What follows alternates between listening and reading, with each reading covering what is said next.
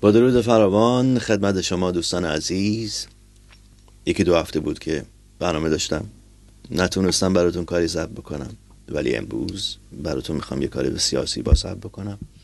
یه کاری دیگری از آقای ستار به اسم دلتنگی و ترانه‌سرای این کار به سیاسی با آقای اردلان سرفرازه و آهنگساز آقای فرید زالاند. حالا میرم برای اجرا، ببینم چطور میشه. امیدوارم که خوشتون بیاد.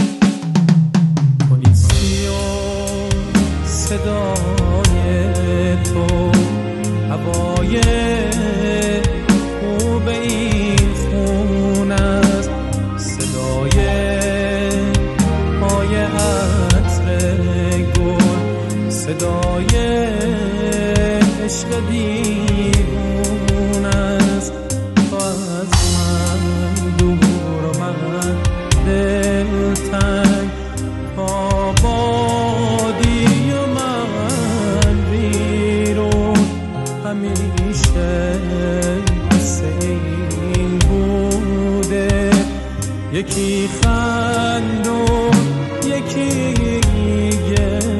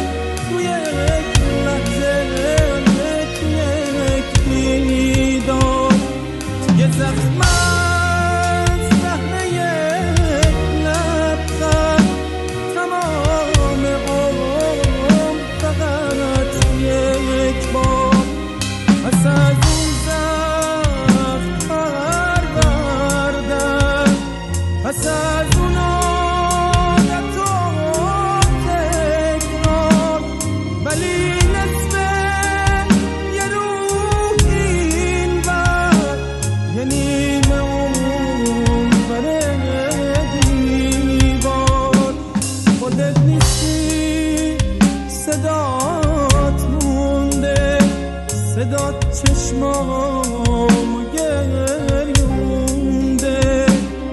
دلم روی زمین مونده، فقط از تو همین مونده.